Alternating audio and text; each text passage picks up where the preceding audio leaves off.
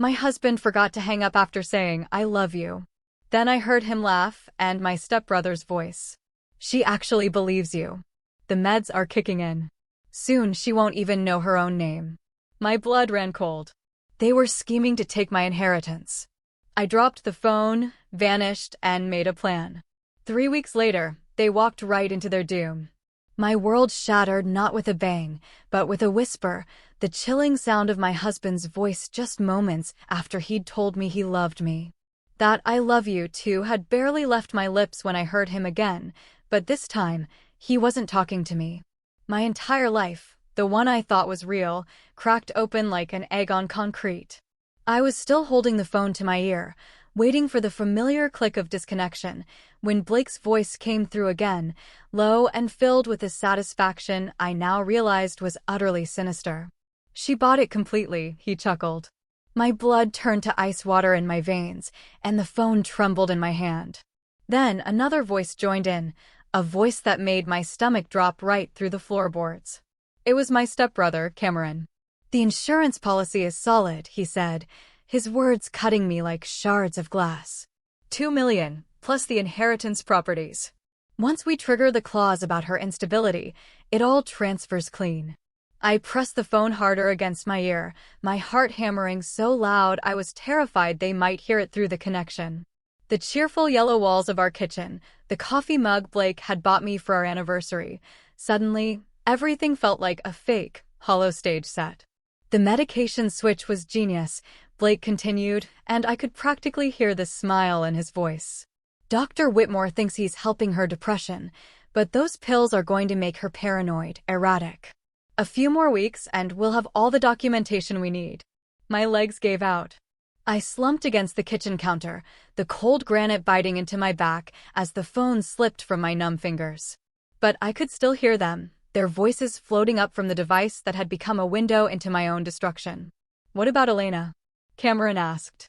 "She's been asking questions about the trust fund." "My sister won't be a problem," Blake replied dismissively. "She's too busy with her own life to dig deep. Besides, once Violet's committed, Elena will be grateful we're handling everything." Committed. The word hit me like a physical blow, stealing the air from my lungs. They weren't just planning to steal my money, they were planning to have me declared mentally incompetent and locked away.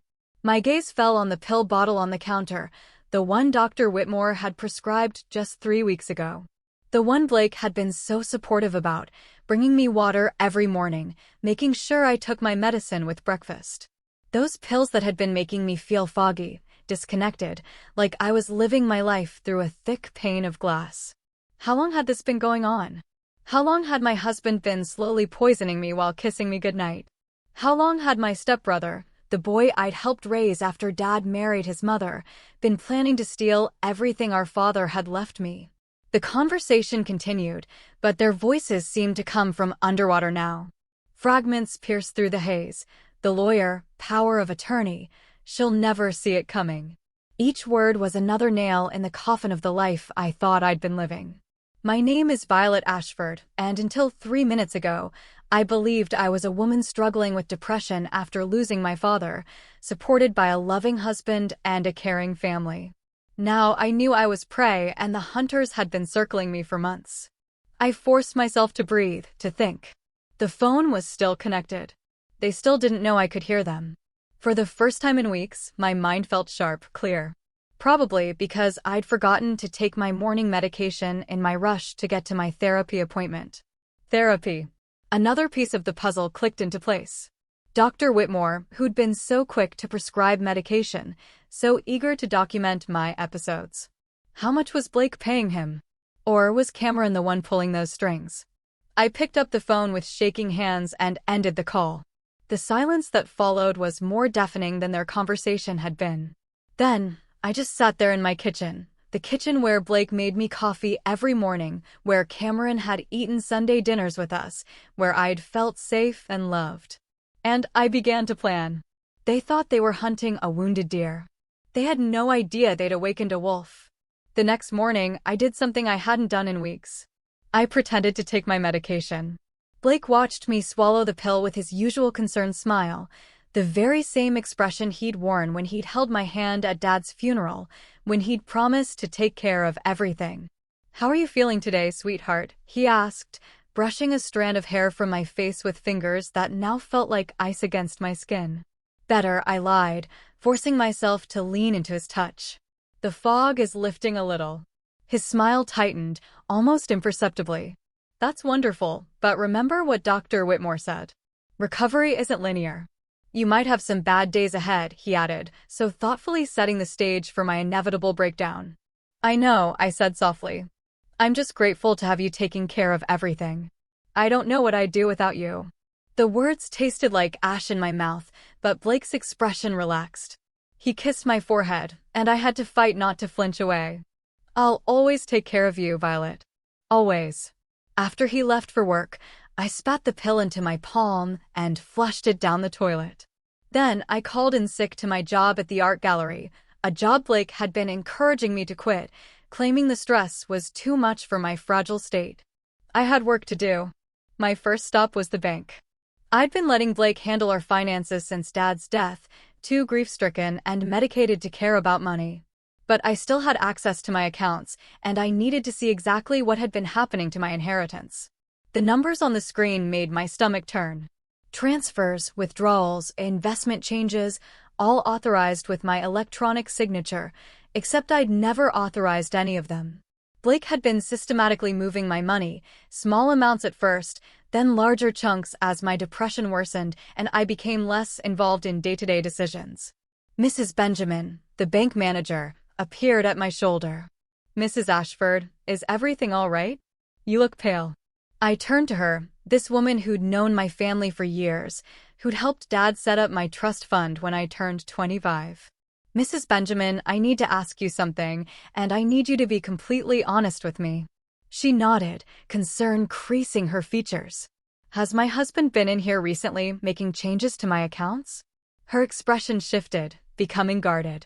"Mrs. Ashford, perhaps we should discuss this in my office." The private office felt like a confessional as Mrs. Benjamin closed the door behind us. She sat across from me, her hands folded on the desk, and I could see the conflict in her eyes. "Your husband has power of attorney," she said carefully.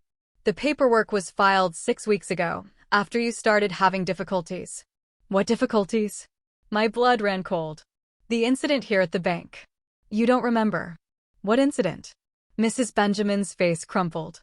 With sympathy. "Oh, honey.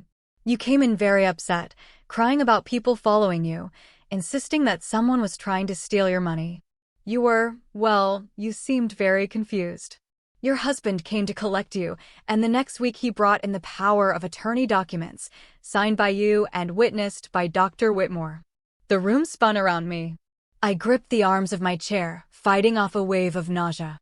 "They drugged me, brought me here in a compromised state, then used my breakdown as justification for taking control of my finances." "Mrs. Benjamin," I said, my voice barely above a whisper, "I need you to freeze all my accounts right now." "I can't do that without." "Without what?" "Without my husband's permission." I leaned forward, letting her see the desperation in my eyes. That power of attorney was obtained under false pretenses. I was under the influence of drugs. She stared at me for a long moment, weighing my words against what she'd witnessed weeks ago. Finally, she reached for her phone. "I'm calling Dr. Whitmore," she said. "If you're having another episode." "No." I stood up so quickly my chair rolled backward. "Don't call him, please. He's part of this." But she was already dialing. I watched helplessly as she spoke in low tones, describing my paranoid delusions and erratic behavior. When she hung up, her expression had hardened. "Dr. Whitmore is on his way," she said. "And I've called your husband. They're both very concerned about you." I was trapped. If I stayed, they'd have me committed within hours. If I ran, it would only confirm their narrative that I was unstable. But I couldn't let them win. Not when I was so close to understanding the full scope of their betrayal. "I need to use the restroom," I said. Mrs. Benjamin hesitated, then nodded. "Of course, but Violet, please don't do anything rash. Your family loves you. They just want to help." I smiled at her, the same trusting smile I'd been giving Blake for months. "I know. I'll be right back. The bank's restroom had a window that opened onto the alley behind the building. It was a tight squeeze, and I ruined my favorite dress climbing through, but I made it out just as I heard Blake's voice in the lobby, that concerned husband tone he'd perfected. I had maybe an hour before they realized I was gone and started looking for me. I needed help, and I needed it from someone they wouldn't expect. I needed Elena.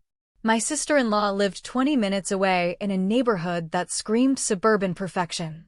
Elena had always been the practical one, the skeptic who asked hard questions and didn't accept easy answers. If anyone would believe me, it would be her. But when she opened her front door and saw me standing there, disheveled and wild-eyed, her expression immediately shifted to concern. "Violet, what happened?" "Blake called. He said you'd had an episode at the bank." "He called you already?" My heart sank. Of course he had. They were covering all their bases. "Come inside," Elena said, ushering me into her pristine living room. "You look terrible. When's the last time you ate something?" I couldn't remember. The medication had been suppressing my appetite for weeks. "Elena, I need you to listen to me. Really listen. Blake and Cameron are trying to have me committed so they can steal my inheritance." She sat down across from me, her face carefully neutral. "That's a very serious accusation." I heard them talking. Blake forgot to hang up the phone after our call yesterday, and I heard everything. They've been spiking me, Elena. The pills Dr. Whitmore prescribed. They're not antidepressants. They're making me paranoid and confused so they can claim I'm mentally incompetent. Elena was quiet for a long moment, studying my face. "You know how that sounds, right? Like the ravings of a mentally ill woman." "I know that's exactly what they're counting on." I leaned forward, grabbing her hands. "But you know me, Elena. You've known me for 8 years. Have I ever lied to you? Have I ever been anything but rational and level-headed?" She squeezed my hands gently. "No, but grief can change people. Violet. And depression." "I'm not depressed." The words exploded out of me louder than I'd intended. I mean, I was sad about Dad. Of course I was. But I wasn't suicidal or delusional or any of the things Blake has been telling people. The only time I felt crazy is when I've been taking those pills. Elena's phone buzzed. She glanced at it, and I saw Blake's name on the screen. "Don't answer it." I pleaded. "Please, just give me 5 minutes to prove what I'm saying." She hesitated, then declined the call. 5 minutes. I pulled out my phone and showed her the banking app, the transfers and withdrawals that had been happening without my knowledge. Then I showed her the pill bottle, explaining how Blake had been so insistent about my medication schedule. "This could all be explained," Elena said, but her voice was less certain now. "Maybe Blake was just trying to help manage your finances while you were grieving and the medication." "Then explain this." I played the recording I'd made of yesterday's phone call. I'd been smart enough to start recording the moment I realized Blake hadn't hung up. Elena's face went white as she listened to her brother's voice discussing my instability and the insurance money. When Cameron's voice joined in, talking about triggering clauses and transferring assets, she looked like she might be sick. "Oh my God," she whispered. "Oh my God, Violet, I'm so sorry. I had no idea." "You believe me? How could I not?" That's Blake's voice, clear as day. She stood up, pacing to the window. "But this is criminal. We need to call the police." "With what proof?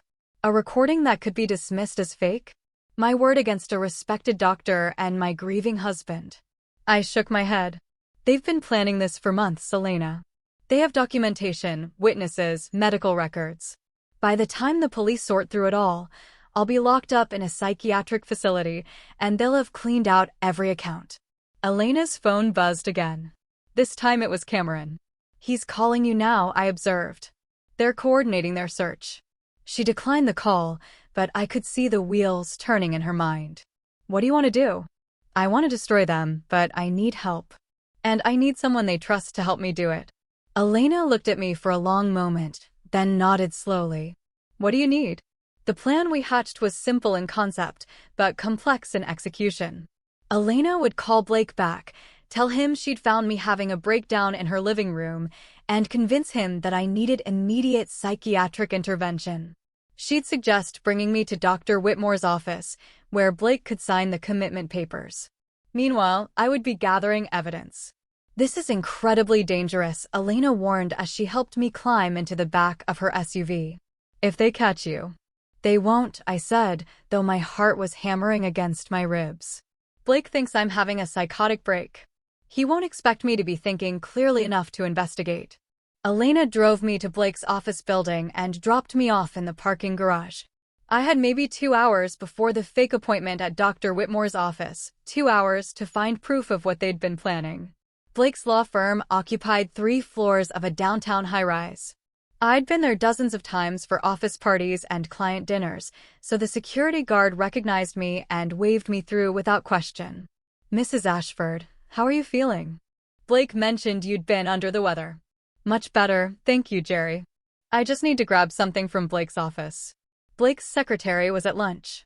His office door was unlocked. I slipped inside and immediately went to his computer. He'd always been careless about passwords, using the same combination of our anniversary date and his mother's maiden name for everything. What I found in his files made my hands shake with rage. There were emails dating back 6 months, conversations with Cameron about the Violet situation. They'd been planning this since before Dad's funeral, waiting for the right moment to strike. There were communications with Dr. Whitmore about medication protocols, discussions of dosages and side effects. There were forged documents with my signature, insurance forms I'd never seen, and a detailed timeline for my mental deterioration. But the worst part was the folder labeled contingency plans. Inside were photographs of me taken without my knowledge, pictures of me looking disheveled and confused, clearly taken during my worst medicated days. There were witness statements from people I'd never met, claiming to have observed my erratic behavior. There was even a fake suicide note, written in a font that mimicked my handwriting. They weren't just planning to steal from me. They were planning to destroy me so completely that no one would ever believe my side of the story. I copied everything to a flash drive, my hands trembling as I worked. Then I found something that made my blood run cold. A life insurance policy I'd never signed, with Blake as the sole beneficiary. The death benefit was $5 million. They weren't just planning to have me committed, they were planning to establish a pattern of mental illness and then. My phone buzzed. A text from Elena. They're getting suspicious. Wrap up now. I pocketed the flash drive and was about to leave when I heard voices in the hallway. Blake's voice and Cameron's. They were coming back early. I looked around frantically for somewhere to hide, but Blake's office was too open, too exposed. The voices were getting closer. In desperation, I ducked under his desk, pulling the chair in to hide me, just as the door opened. Told you we should have moved faster, Cameron was saying. She's getting too suspicious. That stunt at the bank could have ruined everything. Relax, Blake replied, and I heard him settle into his chair directly above me. My heart was pounding so loud, I was sure he could hear it. Elena has her now. She's probably sedated and on her way to Whitmore's facility as we speak. What if she is proof? Blake laughed, a sound that chilled me to the bone. Proof of what? The paranoid delusions of a mentally unstable woman? Even if she did have proof, who's going to believe her? We have medical documentation going back months. We have witnesses. We have her own family supporting our version of events. I pressed my hand over my mouth to keep from making a sound. The flash drive in my pocket felt like it was burning through the fabric. Besides, Blake continued, once she's committed, it won't matter what she thinks she heard. Whitmore will have her so medicated she won't remember her own name, let alone some conspiracy theory about her loving husband. And the final phase? Cameron asked. 6 months, maybe less, if we can accelerate her decline. A tragic accident in the psychiatric facility, brought on by the overwhelming guilt of her paranoid accusations against the people who loved her most. Very sad, very believable. I bit down on my knuckles so hard I tasted blood. They were planning to take my life and make it look like I ended my own life. The life insurance policy would pay out. The inheritance would transfer to Blake as my widower, and Cameron would get his cut for helping orchestrate my destruction. What about Elena? Cameron asked. She seemed genuinely concerned today. Elena's always been soft-hearted. Once Violet's gone, she'll be grateful we handled such a difficult situation. She might even thank us for ending her suffering. My phone vibrated against my leg. A text message. I couldn't check it without risking discovery, but I knew it had to be Elena, wondering where I was. We should go, Blake said finally. Whitmore is expecting us, and I want to be there when they bring her in. I need to play the devastated husband perfectly. I heard chairs scraping, footsteps moving toward the door. Then Blake's voice again, closer now, like he was looking back at his desk. You know what the beautiful part is? He actually believed I loved her right up until the end. She trusted me completely. It almost makes me feel sorry for her, almost. While she's worth $7 million, that buys a lot of sympathy. They left, their laughter echoing in the hallway. I stayed under the desk for another 5 minutes, making sure they were really gone, before crawling out on shaking legs. $7 million. That's what my life was worth to them. That's what my father's love, my trust, my marriage vows meant in their calculation. I checked my phone. 3 missed texts from Elena, each more urgent than the last. Where are you? They're asking questions. I told them you went to the bathroom, but they're getting suspicious. Violet, they know you're not here. Blake is furious. Get out now. I ran. I made it to the parking garage just as Elena's SUV screeched around the corner. I dove into the passenger seat, and she floored it before I'd even closed the door. What happened? She gasped. Blake called me screaming, saying you'd never been at my house, that I was lying to him. I've never heard him like that before. Because his mask is slipping, I said, still breathing hard. Elena, it's worse than we thought. They're not just planning to steal from me. They're planning to take my life. I told her everything I'd overheard, showed her the files I'd copied.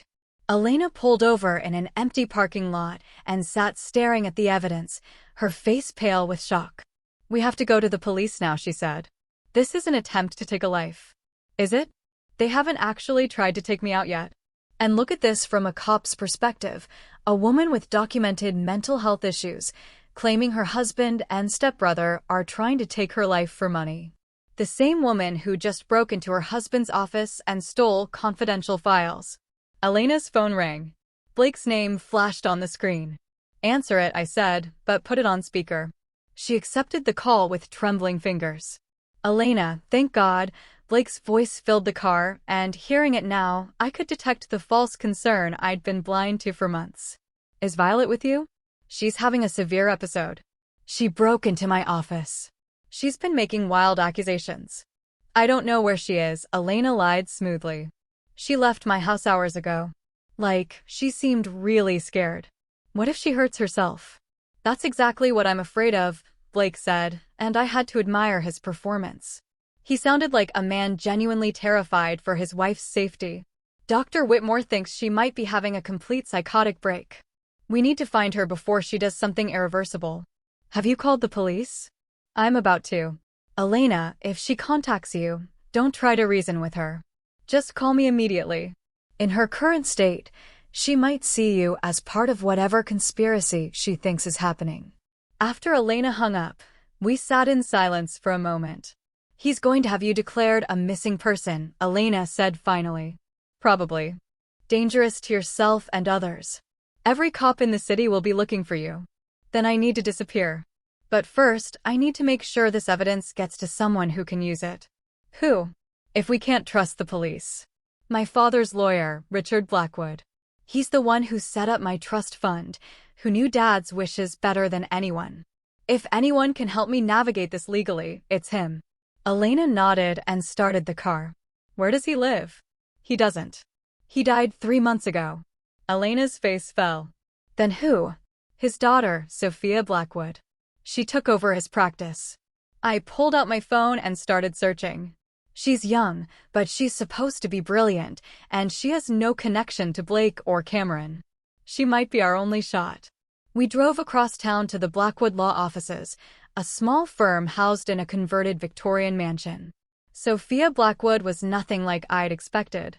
She couldn't have been more than 30, with short auburn hair and sharp green eyes that seemed to take in everything at once. Mrs. Ashford, she said, rising from behind her father's old desk. I was so sorry to hear about your father. He spoke of you often. Miss Blackwood, I need your help, and I need you to believe something that's going to sound impossible. I laid out everything: the overheard phone call, the medication, the financial manipulation, the evidence I'd gathered. Sophia listened without interruption, occasionally making notes, her expression growing more serious with each revelation. When I finished, she was quiet for a long moment. "This is extensive," she said finally. "And if even half of it is true, you're in immediate danger." "You believe me?" "I believe the evidence. These financial records, the forged documents, the insurance policies. This isn't the work of a delusional woman. This is a sophisticated, long-term fraud." She leaned forward. "But Mrs. Ashford, even with this evidence, prosecuting this case will be incredibly difficult. They've built a very convincing narrative about your mental state." "I don't want to prosecute them," I said quietly. "I want to destroy them." Sophia raised an eyebrow. "I'm not sure I understand." "They've spent months systematically destroying my credibility, my relationships, my sense of reality. They've stolen my money and planned my end. Sending them to prison isn't enough. I want them to feel what I felt. I want them to lose everything the way they planned for me to lose everything." Elena shifted uncomfortably beside me. "Violet, maybe we should focus on just stopping them." "No." I turned to face her, and I could see her flinch at whatever she saw in my eyes. "They made this personal when they decided my life was worth $7 million. When Blake kissed me goodnight while planning to take my life.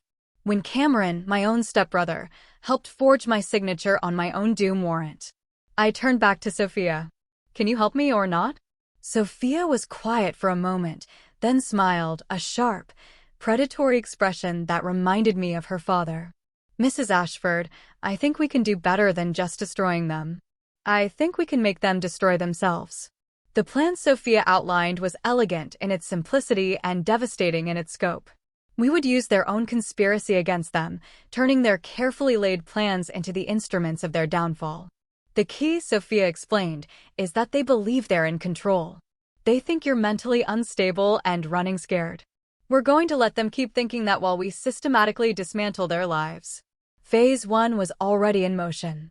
While Blake and Cameron searched for me, Sophia was filing emergency injunctions to freeze all my accounts and assets, using the evidence of fraud I'd gathered. She was also preparing criminal complaints and civil suits that would tie them up in legal battles for years. But that was just the beginning. "Your stepbrother Cameron works in real estate development, correct?" Sophia asked. "Yes. He's got several major projects in the works. Projects that depend on investors who value integrity and trust. How do you think those investors would react if they discovered he was involved in elder fraud and attempted murder?" Elena looked uncomfortable. "Isn't that? I mean, are we talking about destroying innocent people's investments?" "Cameron's projects are built on lies and stolen money," I said flatly. "Any investors who lose money because of his crimes are victims, not casualties of our revenge." Sophia nodded approvingly. "Exactly. And Blake, his law firm represents several high-profile clients who would be very interested to know their attorney has been forging documents and conspiring to commit insurance fraud." "You're talking about ending their careers," Elena said. "They were talking about ending my life," I replied. "This is mercy compared to what they planned for me." Phase 2 involved Dr. Whitmore. Sophia had contacts at the medical board who would be very interested in reviewing his patient files, especially the suspicious patterns of medication and the financial relationships with certain patients' families. "But the most important part," Sophia said, "is that we need them to incriminate themselves further. Right now, we have evidence of fraud and conspiracy, but we need them to take actions that clearly demonstrate intent to harm you." "How do we do that?" I smiled, and Elena took a step back at the expression on my face. "We give them exactly what they've been planning for. We stage my death." The plan was insane, dangerous, and absolutely perfect. Sophia had a contact in the coroner's office, a woman who owed her father a favor and was willing to help stage a death certificate. Elena would find my body at the bottom of a cliff near the cabin, an apparent accident brought on by my mental breakdown. The body would be too damaged for immediate identification, buying us time.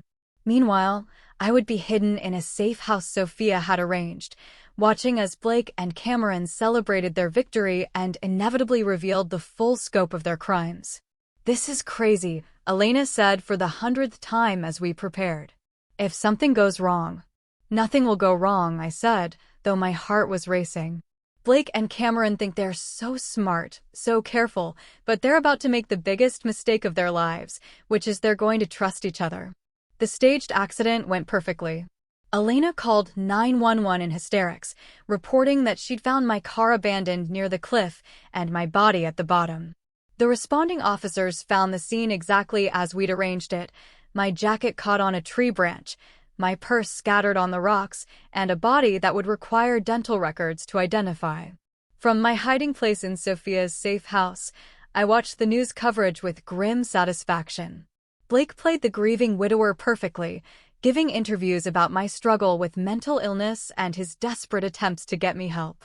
"She was the love of my life," he told the reporter, tears streaming down his face. "I just wish I could have saved her." Cameron was more subdued, but equally convincing, talking about how the family had tried to support me through my difficult time after Dad's death. But I knew the real conversation would happen when they thought no one was watching. Sophia had arranged for surveillance equipment to be placed in Blake's house and in Cameron's office. We didn't have to wait long. 2 days after my death, they met at Blake's house to celebrate. "I can't believe it, actually." "Worked," Cameron said, his voice carrying clearly through the hidden microphones. "When she jumped, I thought for sure someone would figure out we'd driven her to it." "Please," Blake scoffed. "Everyone knows she was mentally unstable. The accident was inevitable. We just helped it along." "The insurance money should come through within the month," Cameron continued. $5 million, plus the inheritance properties, split 50-50, just like we agreed."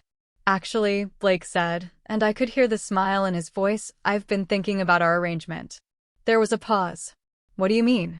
"Well, I did most of the work. The medication, the psychological manipulation, dealing with her day after day.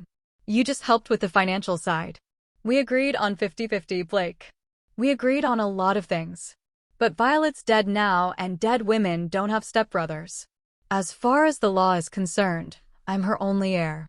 I leaned forward, hardly believing what I was hearing. They were already turning on each other, just as I'd hoped. "You bastard," Cameron snarled. "This was my idea. I'm the one who figured out how to access her trust fund. I'm the one who found Dr. Whitmore. And I'm the one who married her. I'm the one who spent 2 years pretending to love a woman I couldn't stand. Do you have any idea how exhausting it was? Pretending to care about her feelings, her stupid art gallery job, her pathetic attempts at cooking." The words hit me like physical blows. Even though I'd known they were coming, hearing Blake describe our marriage as an elaborate con game, hearing the contempt in his voice when he talked about the life we built together, it was almost more than I could bear. But I forced myself to keep listening. "I earned every penny of that money," Blake continued. "And if you think you're going to waltz in and take half of it, you're more delusional than Violet was." "I'll expose everything," Cameron threatened. "I'll tell the police about the medication, about Dr. Whitmore, about all of it." Blake laughed. "With what proof? You think I kept records of our computer? I've already destroyed it." My heart sank. If Blake had destroyed the evidence, then everything I'd copied might be worthless. "Besides," Blake continued, "who's going to believe you? You're just the grieving stepbrother trying to cash in on your sister's death. I am the devastated widower. Guess which story the jury will find more compelling?" "You bastard," Cameron said, and I could hear the rage building in his voice. "You think you can just cut me out after everything I've done? I think I can do whatever I want. Violet's dead. The money's mine, and you can't prove otherwise." There was a sound of scuffling. Then Cameron's voice, strained and angry. "Get your hands off me." "Get out of my house," Blake said coldly. "And if you ever threaten me again, I'll make sure the police know exactly who gave me the idea to spike my poor, mentally ill wife." "This isn't over," Cameron spat. "Yes, it is. Violet's dead, and so is our partnership. Don't contact me again." I heard a door slam, then silence. Through the surveillance feed, I watched Blake pour himself a drink and toast the empty room. "To Violet," he said with a cruel smile. Thanks for the 7 million, sweetheart. I turned off the recording and sat back, my hands shaking with rage. Sophia, who had been listening beside me, was already on her phone. Did you get all that? She asked whoever was on the other end. Perfect. Yes, we'll need copies for the DA's office. She hung up and turned to me. We have them. Full confessions, admissions of conspiracy, and Blake just threatened Cameron with blackmail. This is more than enough to put them both away for decades. Good, I said. But my voice sounded hollow, even to my own ears. When do we move? Tomorrow morning, the police will arrest them simultaneously and will release your miraculous survival story to the press.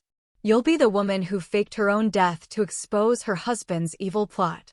I should have felt triumphant. I should have felt vindicated. Instead, I just felt empty. Violet. Elena's voice came from behind me. She'd been staying at the safe house. Are you okay? I heard my husband describe our entire marriage as a lie, I said quietly. I heard him laugh about my death. I heard him toast my memory while planning to spend the money he got from me. I looked up at her. How am I supposed to be okay? Elena sat down beside me and took my hand. You're supposed to be alive. Everything else, we can work on. The arrests happened at dawn. I watched from Sophia's office as news vans surrounded Blake's house and Cameron's apartment building. The footage of them being led away in handcuffs should have been satisfying, but all I felt was a strange numbness. Mrs. Ashford, Sophia's assistant, knocked on the door. The press conference is in an hour. Are you ready? I looked at myself in the mirror. I'd lost weight during my weeks of being spiked, and the stress of the past few days had left dark circles under my eyes. I looked like a woman who'd been through hell, which I suppose I had. As ready as I'll ever be. The press conference was a circus. Reporters shouted questions about how I'd survived, why I'd faked my death, what I'd discovered about my husband's plot. I answered them mechanically, sticking to the script Sophia and I had prepared. But when one reporter asked how I felt about my husband's betrayal, I found myself going off script. You want to know how it feels? I said, looking directly into the camera. It feels like discovering that the person you trusted most in the world has been quietly destroying you, bit by bit, for months. It feels like learning that every "I love you" was a lie. Every kiss was a performance. Every moment of intimacy was just him calculating how much money my death would be worth. The room fell silent. It feels like dying while you're still alive, I continued. Blake didn't just plan to kill my body. He killed my ability to trust, my faith in love, my belief that the people closest to me actually cared whether I lived or died. At least if he'd just shot me, I would have died believing our marriage was real. I stood up, ignoring Sophia's attempts to get me to sit back down. But here's what Blake and Cameron didn't count on, I said, my voice growing stronger. They didn't count on me being smart enough to figure out their game. They didn't count on me having people who actually cared about me, like my sister-in-law, Elena, and my lawyer, Sophia. And they definitely didn't count on me being angry enough to fight back. I leaned toward the microphones. To anyone else out there who might be going through something similar, if someone is trying to convince you that you're crazy, if someone is pushing medication you don't need, if someone is isolating you from your support system, trust your instincts. You're not paranoid, you're not delusional, and you're not alone. I walked out of the press conference to thunderous applause, but I barely heard it. All I could think about was going home, except I didn't have a home anymore. The house I'd shared with Blake was a crime scene now. And even if it wasn't, I could never live there again. The trial was a media sensation. Blake and Cameron both tried to claim they'd been framed, that I'd somehow orchestrated an elaborate hoax to make them look guilty. But the evidence was overwhelming. The recordings, the forged documents, the testimony from Dr. Whitmore, who had flipped and agreed to testify in exchange for a reduced sentence. I testified for 3 days, walking the jury through every detail of the conspiracy.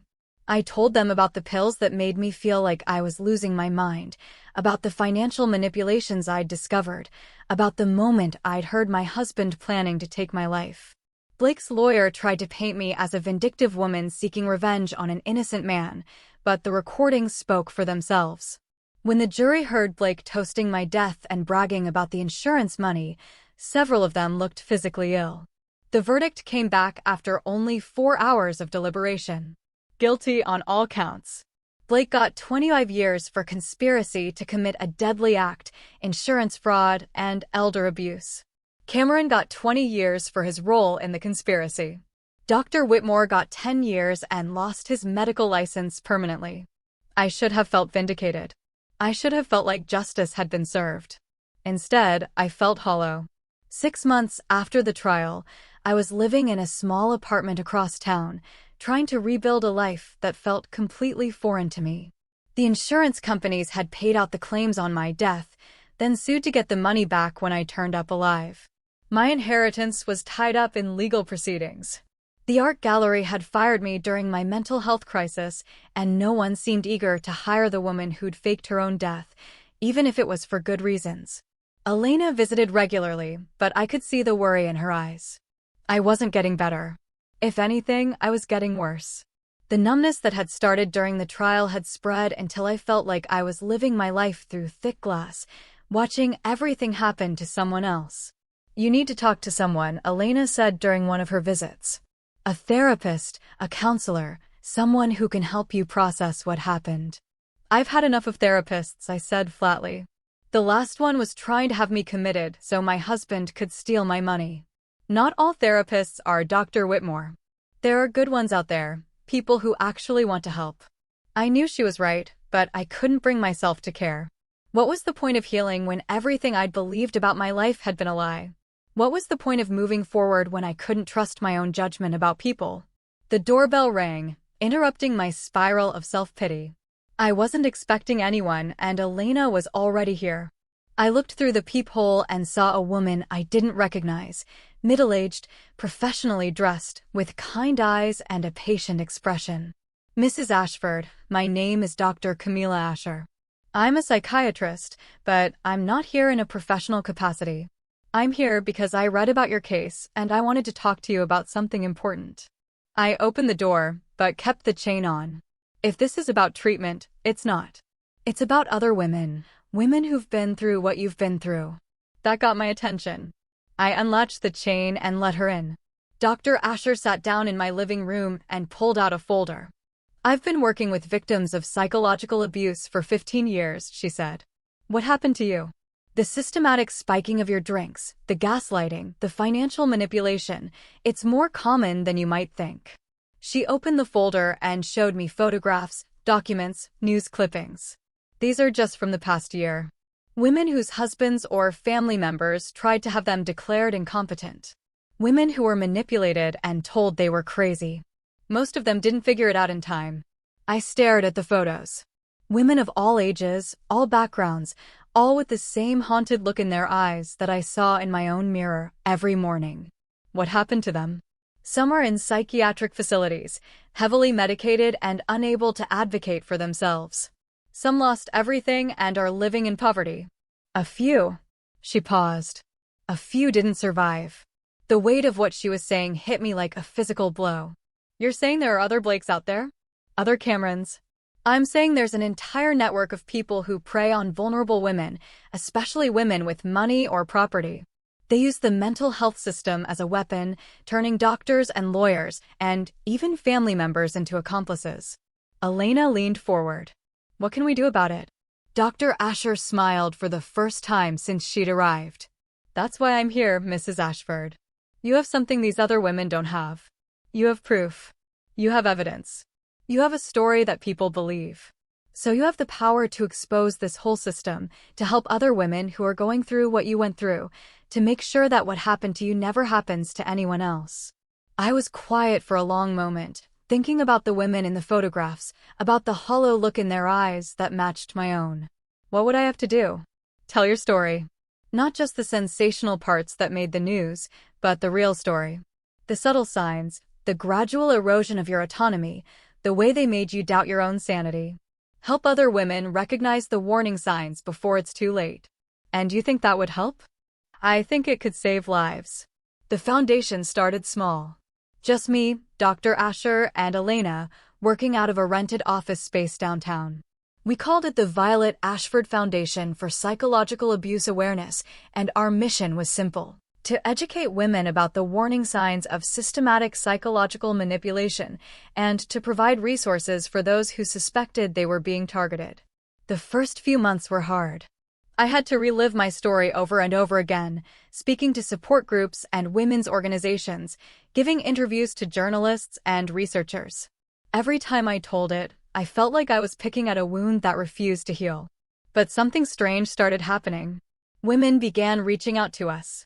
Women who recognized their own experiences in my story. Women who had been told they were paranoid or delusional when they suspected their loved ones were manipulating them. There was Margaret, whose son had been slowly increasing her medication while transferring her assets to his name. There was Lisa, whose husband had been gaslighting her for years, making her believe she had early-onset dementia so he could take control of her successful business. There was Jennifer, whose stepfather had been forging her signature on legal documents while her mother looked the other way. Each story was different, but the pattern was always the same: isolation, medication, gaslighting, and financial manipulation. And in every case, the victim had been told by well-meaning friends and family that they were imagining things, that their loved ones would never hurt them.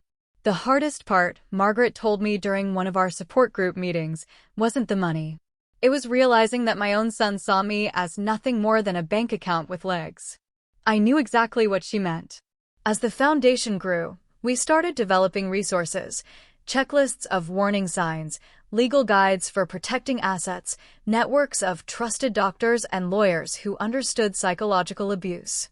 We created a hotline for women who suspected they were being manipulated, staffed by volunteers who had been through similar experiences. But the most important thing we did was listen. We believed women when they said something was wrong, even when they couldn't prove it. Yet, we validated their instincts and helped them trust themselves again. 5 years after Blake's conviction, I stood in front of a congressional committee, testifying about the need for federal legislation to combat psychological abuse and financial exploitation of vulnerable adults. The current system, I told the assembled lawmakers, treats these crimes as civil matters or family disputes. But what happened to me and hundreds of other women, these aren't family disputes. They're sophisticated criminal enterprises that destroy lives and steal billions of dollars every year. I looked out at the committee members, some of whom were taking notes, others checking their phones. But a few were really listening, and that was enough. The perpetrators count on our silence, I continued. They count on the shame and self-doubt of their victims. They count on a system that doesn't take women seriously when they say something is wrong. But we're not silent anymore. We're not ashamed. And we're not going away. The legislation passed 6 months later. The Violet-Ashford Act created federal penalties for psychological abuse in cases involving financial exploitation, established funding for victim services, and required training for law enforcement and medical professionals. I should have felt triumphant. I should have felt like I'd finally gotten justice, not just for myself, but for all the women who'd been silenced and dismissed and told they were crazy. Instead, I felt something I hadn't experienced in years: peace. The call came on a Friday morning in spring. I was in my office at the foundation, reviewing a case file, when my assistant knocked on the door. "Mrs. Ashford, there's someone here to see you. She says it's personal." I looked up to see a young woman in her 20s, with dark hair and nervous eyes. She looked familiar, but I couldn't place her. "I'm sorry to bother you," she said, stepping into my office. "My name is Rachel Whitmore. I'm Dr. Whitmore's daughter." The file slipped from my hands. Dr. Whitmore, the psychiatrist who had helped Blake and Cameron's plans to take me out, who had been planning to have me committed. He'd been released from prison 6 months ago after serving his reduced sentence. "I know you have no reason to listen to me," Rachel continued quickly, seeing my expression, "but I need to tell you something about my father, about what he's doing now."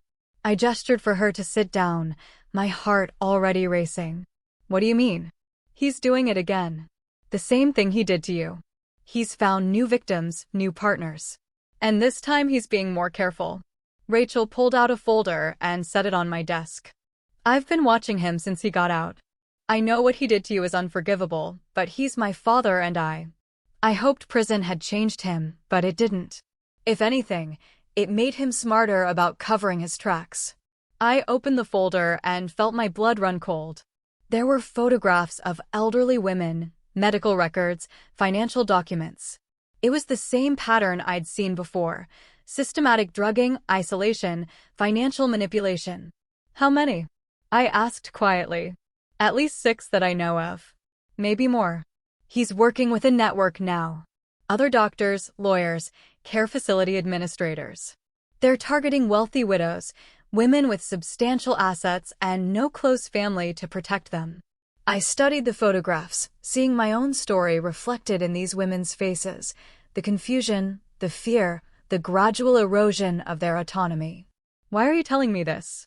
Why not go to the police? Rachel's face crumpled.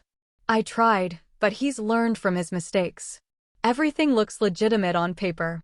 The medications are prescribed for valid conditions.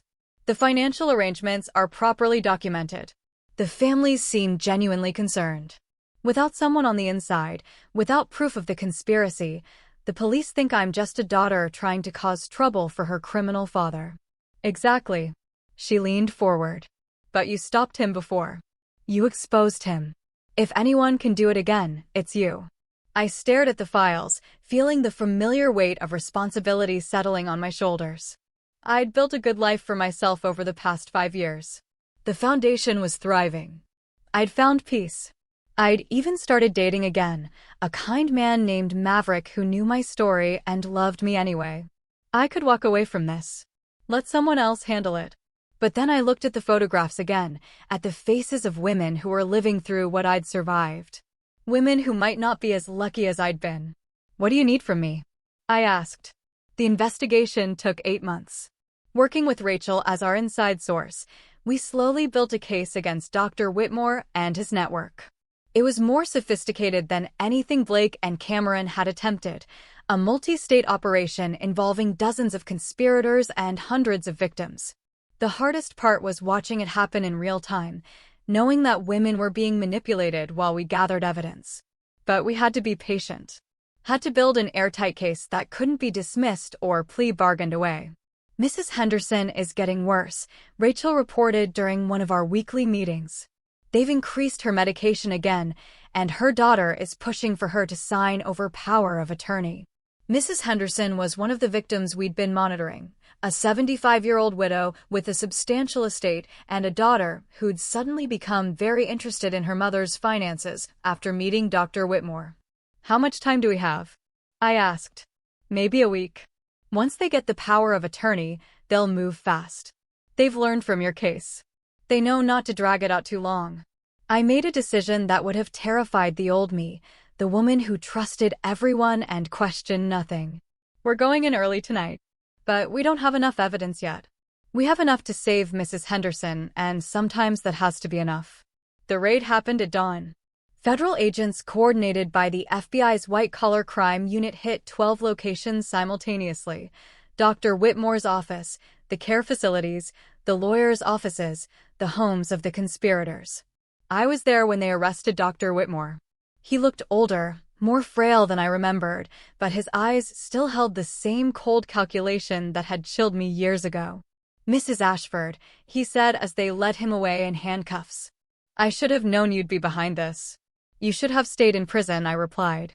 "Or, better yet, you should have found a different line of work." He smiled, an expression that made my skin crawl. "You think you've won something here? You think this changes anything? There are dozens of operations like this one, hundreds of doctors and lawyers who know how profitable vulnerable women can be. You can't stop them all." "Maybe not," I said, "but I can stop you." And that's enough for today. The trial was even bigger than Blake and Cameron's had been.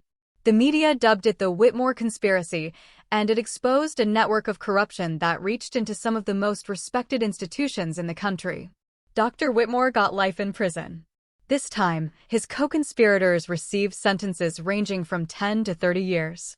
The care facilities were shut down. The lawyers were disbarred, and the victims, those who were still alive, began the long process of reclaiming their lives and their assets. But the most important outcome wasn't the convictions or the sentences. It was the conversation that followed. Suddenly, Everyone was talking about psychological abuse, about the vulnerability of elderly women, about the systems that failed to protect them. Medical schools began requiring courses on recognizing abuse. Law enforcement agencies developed new protocols for investigating these crimes. And most importantly, women began speaking up. The Foundation's hotline was flooded with calls from women who'd recognized the warning signs in their own lives, who trusted their instincts instead of dismissing them as paranoia. We prevented dozens of cases from reaching the point mine had, helping women escape before they lost everything. "You've changed the world," Maverick told me one evening as we sat on the porch of the house we'd bought together, a small place with a garden where I could grow the flowers I'd always loved, but never had time for during my marriage to Blake. "I've changed a small part of it," I corrected. "There's still so much work to do. There always will be. But that doesn't diminish what you've accomplished." I leaned against him, feeling the solid warmth of his presence. Maverick was nothing like Blake. He was honest where Blake had been deceptive, supportive where Blake had been manipulative, genuine where Blake had been calculating. It had taken me years to trust again, to believe that someone could love me without wanting to destroy me. "Do you ever regret it?" he asked, fighting back instead of just walking away. I thought about it for a moment, watching the sunset paint the sky in shades of gold and pink. "No," I said finally. "Blake and Cameron took 2 years of my life. But they gave me something, too. They gave me purpose. They showed me that I was stronger than I ever knew." "And Dr. Whitmore?" "Dr. Whitmore reminded me that the fight isn't over. That there are always going to be predators looking for vulnerable prey, but there are also going to be people willing to stand up to them." 10 years after that phone call that changed everything, I stood in front of another congressional committee, this time testifying about the success of the Violet Ashford Act and the need for expanded protections. When I first told my story, I said, looking out at the assembled lawmakers, I was just one woman trying to expose the men who tried to destroy her. I never imagined it would become a movement. The statistics were staggering. In the decade since the act had passed, prosecutions for psychological abuse had increased by 400%. The Foundation had helped over 10,000 women escape abusive situations. The hotline had fielded more than 50,000 calls. But the numbers that mattered most to me were smaller, more personal. 6 women who'd called our hotline had avoided being drugged by suspicious family members. 12 elderly women had been rescued from fraudulent care facilities. 37 women had successfully fought off attempts to have them declared incompetent. Each one was a victory. Each one was a life saved. "The predators are still out there," I continued. "They're adapting, finding new ways to exploit vulnerable women. But we're adapting, too. We're listening when women say something is wrong. We're believing them when they report abuse. And we're fighting back." I paused, thinking about all the women who'd shared their stories with me over the years. All the survivors who'd found the courage to speak up. 10 years ago, I was a woman who trusted everyone and questioned nothing. I believed that the people who claimed to love me would never hurt me. I was wrong about that, and it almost cost me everything. I looked directly into the camera, knowing that somewhere out there, women were watching who might be going through what I'd survived. But I learned something important. Being wrong about people doesn't make you weak or stupid or naive. It makes you human. And being human means you deserve to be treated with dignity and respect, not manipulated and exploited. I took a breath, feeling the weight of everything I'd been through, everything I'd learned, everything I'd built from the ashes of my destroyed marriage. To any woman watching this who suspects something is wrong in her life, who's been told she's paranoid or delusional or imagining things, trust yourself. Your instincts are valid, your concerns are real, and you are not alone. I smiled, thinking about the Foundation, about the network of survivors and advocates we'd built, about the women who were finding their voices and their strength. We're here. We're listening. And we're not going anywhere. The letter arrived on a Tuesday, 15 years after Blake's conviction. I was in my office at the Foundation's new headquarters, a beautiful building downtown that housed not just our organization, but a dozen other groups working to protect vulnerable adults. The return address made my hands shake: Blake Morrison, Federal Correctional Institution, Coleman, Florida. I stared at the envelope for a long time before opening it. Blake had tried to contact me several times over the years, letters that I'd thrown away unread, phone calls that I'd refused to accept. But something about this one felt different. Inside was a single sheet of paper covered in Blake's familiar handwriting. "Violet," it began, "I know you probably won't read this, and I don't blame you. I know I have no right to contact you, no right to ask for anything from you, but I'm dying and there are things I need to say. I have pancreatic cancer. The doctors say I have maybe 7 months. I've spent the last 15 years in prison thinking about what I did to you, and I need you to know that I understand now how wrong I was. I can't undo what I did. I can't give you back the trust one destroyed or the years I stole from you. I can't bring back the woman you were before I broke you, but I can tell you the truth, finally and completely. I never loved you. I married you for your money, and I stayed with you for your money, and I planned to kill you for your money. Every kiss was a lie. Every I love you was a performance. Every moment of our marriage was me calculating how much you were worth to me. But here's what I didn't understand then. You were worth so much more than money. You were kind and trusting and generous, and instead of treasuring those qualities, I exploited them. You deserved a husband who would protect you, not one who would destroy you. I've watched the news over the years. I've seen what you've built, the women you've helped, the lives you've saved.